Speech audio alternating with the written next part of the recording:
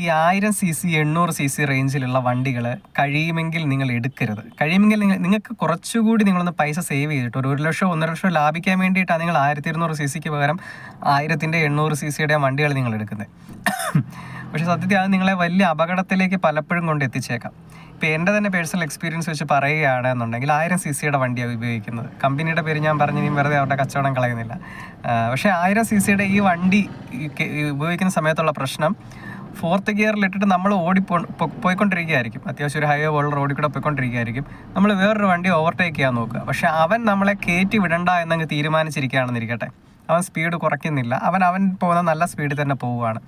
നമ്മൾ അങ്ങ് കയറി പോവുകയും ചെയ്തു. ഓപ്പോസിറ്റ് ഒരു വണ്ടി വരുന്നുമുണ്ട്. അപ്പോൾ നമുക്ക് പെട്ടെന്ന് ഇവനെ ഓവർടേക്ക് ചെയ്യണം. ചില സമയത്ത് നമ്മൾ ആ 4th ഗിയറിൽ നിന്നും ഇത് 3rd ഗിയറിലോട്ട് തട്ടിയിട്ട് ഒന്ന് പവർ കൂട്ടിയിട്ട് തിരിച്ച് 4th ഇടുന്ന ആ പരിപാടി ചിലപ്പോൾ നമുക്ക് അന്നേരം അത് കത്തത്തില്ല. എല്ലാവരും നോർമലി നമ്മൾ ചെയ്യുന്ന കാര്യം തന്നെ ആയിരിക്കും. പക്ഷേ ചില സമയത്ത് നമുക്കത് കത്തത്തില്ല. ആ ഒരു സമയദോഷം കൊണ്ടായിരിക്കാം. ആ 4th ഗിയറിലിട്ട് തന്നെ നമ്മൾ വണ്ടി ഇരപ്പിക്കാൻ നോക്കും. ഈ പണ്ടാരോട്ട് കയറത്തുമില്ല. പിന്നെ ഇത് ഏന്തി വലിഞ്ഞ് ഞങ്ങൾ കയറിപ്പോകും. ദൈവാധീനത്തിനങ്ങ് കയറിപ്പോകും കേട്ടോ. ഏന്തി വലിഞ്ഞ് എങ്ങനെയെങ്കിലും കയറിപ്പോകും.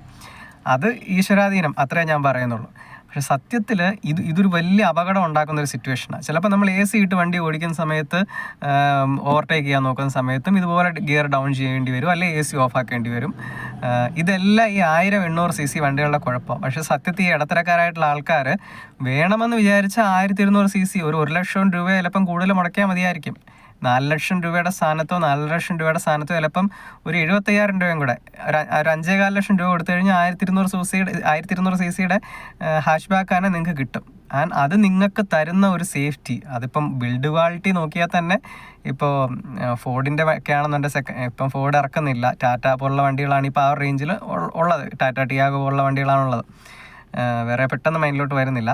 ഓക്കെ, അപ്പം ടാറ്റ ടിയാഗോ ഒക്കെ ആണെന്നുണ്ടെങ്കിൽ ഈ സർവീസിൻ്റെ കാര്യം എല്ലാവരും പറയുന്നുണ്ടെങ്കിലും അതൊക്കെ ബേസിക്കായിട്ട് സേഫ്റ്റി, നിങ്ങളുടെ ഡ്രൈവിംഗ് ക്വാളിറ്റി, ഇത് രണ്ടും നല്ല രീതിയിൽ തരാൻ പറ്റുന്നൊരു വണ്ടിയാണ് ഈ ടിയാഗോ പോലെയൊക്കെയുള്ള വണ്ടികൾ. 1200cc engine capacity. പിന്നെ അതുപോലെ ഹ്യുണ്ടായുടെ ഒക്കെ 1200cc റേഞ്ചിലുള്ള വണ്ടികളുണ്ടല്ലോ, i10 പോലുള്ള വണ്ടികളൊക്കെ.